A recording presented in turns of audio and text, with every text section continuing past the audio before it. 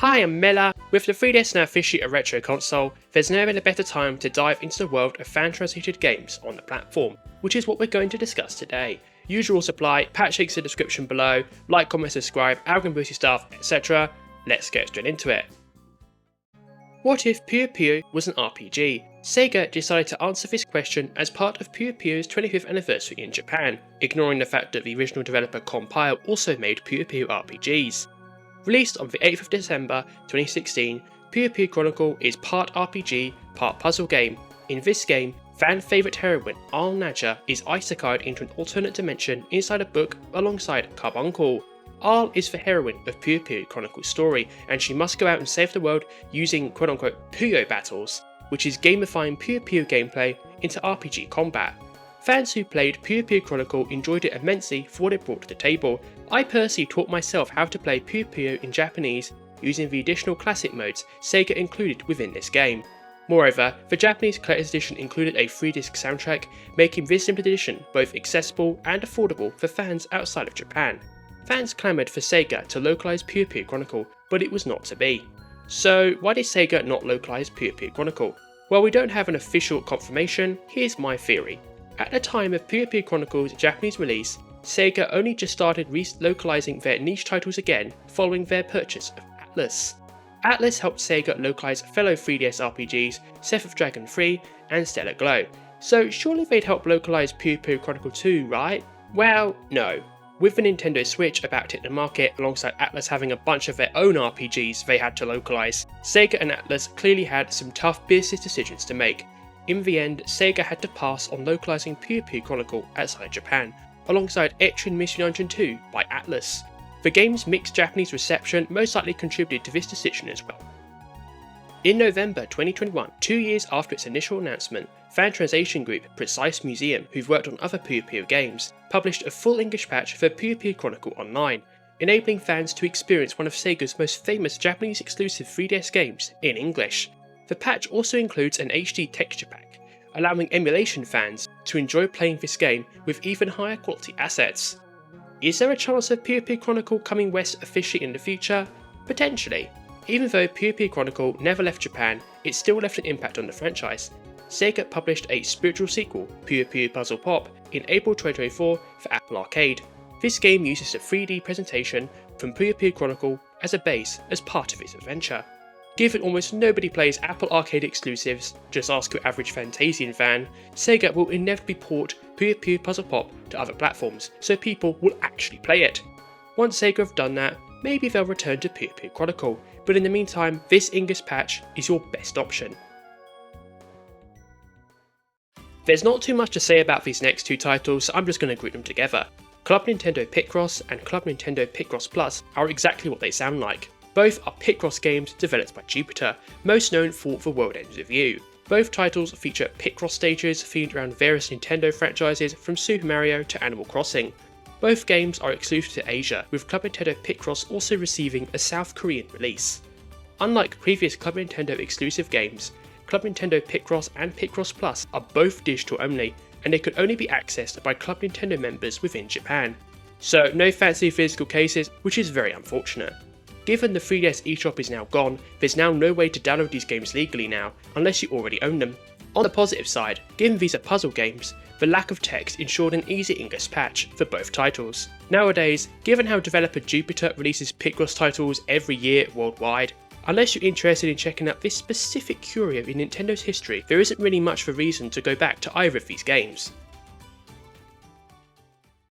With Konami recently committing to reviving the Suikoden series, it's fitting to discuss one of their most forgotten Nintendo 3DS RPGs, Labyrinth no Kanata, aka Beyond the Labyrinth. Developed in collaboration with Trice of Star Ocean and Valkyrie Profile fame, Beyond the Labyrinth has you play as a group of online gamers who are sucked into the world of the Beyond the Labyrinth MMO, hence the game's name.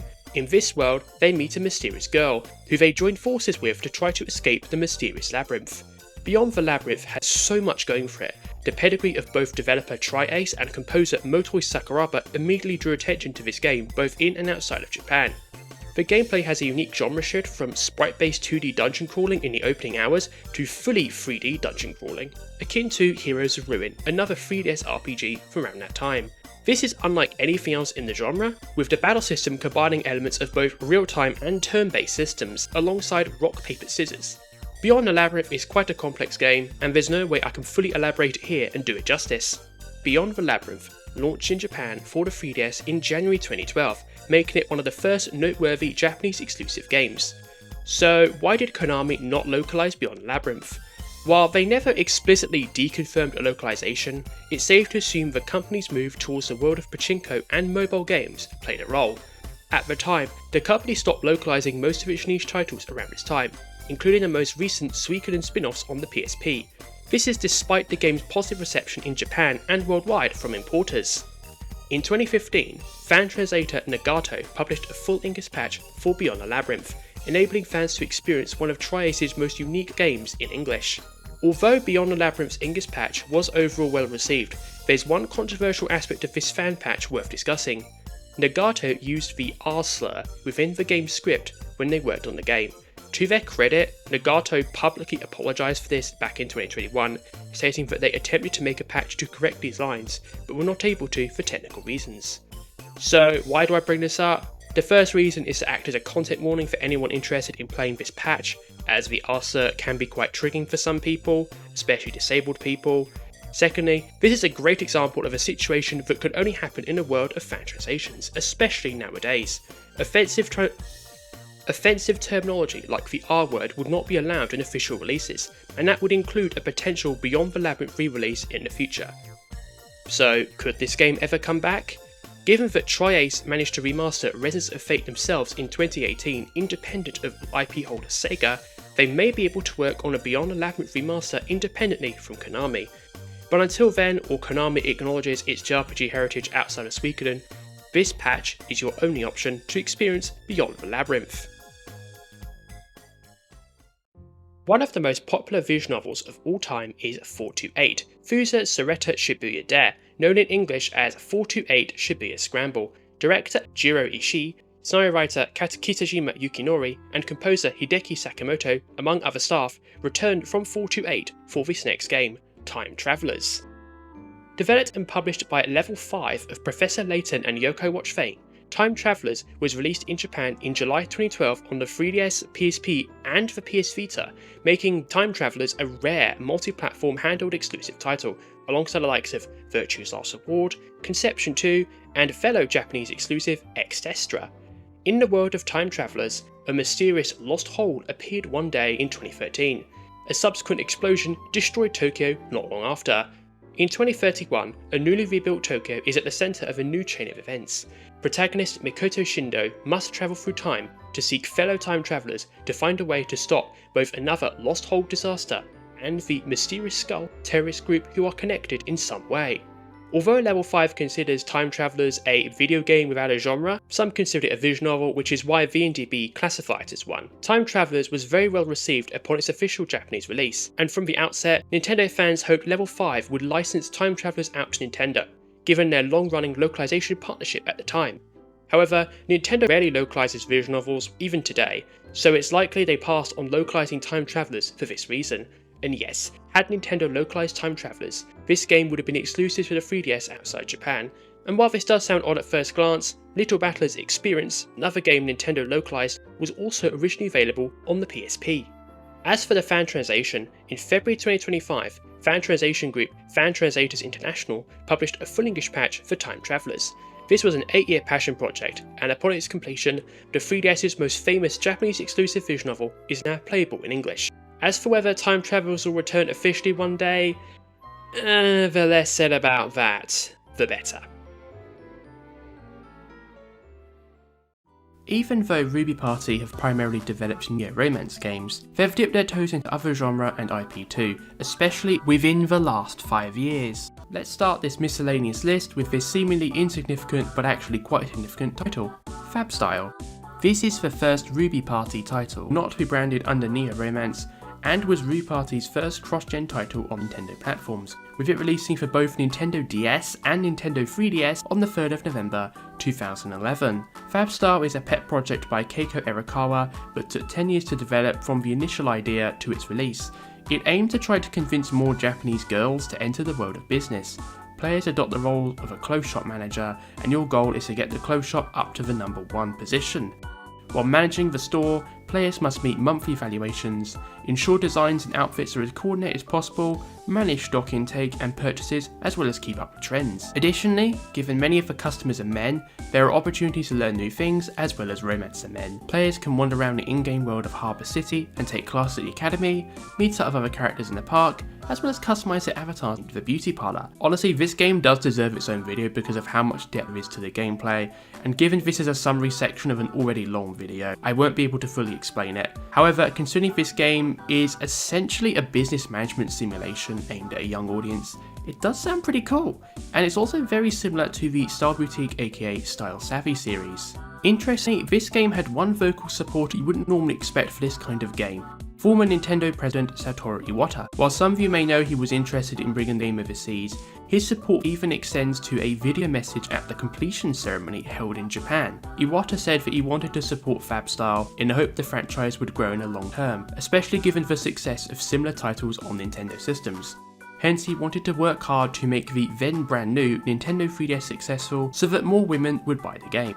Sadly, Iwata's desire to localise the game would not become a reality. Rue Party said at the time they wanted FabStyle to be successful in Japan first, and it seems that sales didn't meet their expectations, seeing as we never heard from either Koei Tecmo or Nintendo in the years since regarding a Western localisation. That said, FabStyle did later receive full English fan translation patches for both the Nintendo DS and Nintendo 3DS versions, so in a way, Satoru Iwata did get his wish granted. The link to the thread with the patch is in the description below if you're interested. Regardless, FabStyle is still a unique title within Rue Party's library that might be worth looking into if you're a fan of this kind of game. The world of Korean RPGs is so much bigger than people realise. One of many Korean RPGs we never got is Maple Story: The Girl of Destiny, a spin-off of the popular MMO you've probably played on PC. The Girl of Destiny is a single-player adaptation of the MMO Maple Story. It's kinda like the Phantasy Star Nova of the Phantasy Star Online series, for comparison. Maple Story: The Girl of Destiny is a side-scrolling action RPG. You traverse vibrant 2D worlds, defeat monsters, while solving various environmental puzzles. All of this occurs while you play as Mugi, a new character whose story you discover exclusively through this game. Mugi's story also expands on the world of lore. Mugi's story also further builds on and expands the world and lore of Maple Story. In April 2013, Nexon published Maple Story: The Girl of Destiny in South Korea, while a year later, Sega published this title in Japan on Nexon's behalf. Releases in other regions never happened, for reasons not publicly known. So why did they not release it anywhere else? If I was to take a guess, I wouldn't be surprised if the MMO was making too much money for Nexon to deem them localising The Girl of Destiny worth doing. The fan translation patch, released in February 2017, focuses on translating Maple Story: The Girl of Destiny from Korean into English.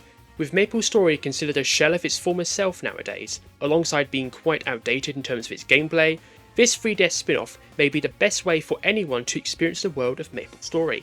Doubly so if you do not play MMOs, because this spin-off is entirely offline and standalone, which also makes Maple Story: The Girl of Destiny a great entry point. Given it's been over 10 years since Nexon published this game, it's unlikely we'll see any more offline Maple Story games, yet alone a re-release, although you can still play the original MMO on Steam. The final set of games I'm going to discuss in this video are some titles you're probably wondering, why haven't I mentioned these yet? The 5 Japanese exclusive Dragon Quest 3DS games that have full English fan translations as of mid-2025. I already covered these games extensively in my Dragon Quest on 3DS retrospective video, therefore for this video, I'm just going to give it a quick summary to ensure it's as complete as possible. Due to Square Enix's historical reluctance to reliably localise Dragon Quest games, we missed out on a lot of Dragon Quest games over the years. In the modern era, this localisation drought was most notable on the Nintendo 3DS. The following Dragon Quest titles with full English patches are, in release order, Dragon Quest Monsters Terry's 1&M 3D, released in 2011. This game, a full remake of the first Dragon Quest Monsters game on the Game Boy Color, was notable to be the first 3DS game ever to receive a full English patch. Sai Mori Mori Dragon Quest 3 also came out in 2011. This is the Japan-only sequel to Dragon Quest Heroes Rocket Slime on the Nintendo DS, and is widely considered the best game in the Sai Mori Mori spin-off series, and I also wholeheartedly recommend it. Dragon Quest Monsters 2 Iru and Luca's Marvelous Mysterious Key, released in 2014, is another Dragon Quest Monsters remake, this time for the second game, the Game Boy Color. This remake combined both older Dragon Quest Monsters 2 games into one package. Dragon Quest Monsters Joker 3 and Joker 3 Professional were released in 2016 and 2017 respectively. This game is the sequel to Joker 2 on the DS. While both titles do have Ingus patches, the Professional version is the one you most want to play. It's also the most recent Dragon Quest 3DS patch. As for the other games, such as the Japan-only 3DS release of Dragon Quest XI, these games do not have Ingus patches available, either because fans haven't made them yet, or in the case of Feature from Dragon Quest, another fantastic Dragon Quest 3DS game, you don't actually need the patch to play. So, if you're looking for some extensive Dragon Questing, this platform is great for fan translations and you really can explore the wide world of Dragon Quest spin-offs with these games. It's a shame Square Enix never localised any of these games. At this point, not going to happen unless they bring them back to modern platforms, which it could happen. I think there's a chance, but if you want to play these games now, I recommend you jump on these patches. That's going to do it for today's video. Thank you so much for watching. Have you played any of these fan translation patches? Are there any others you think we should check out? Please let me know down in the comments below. Please like, comment, subscribe, algorithm boosting stuff. Consider becoming a channel member if you can afford to and want to do so.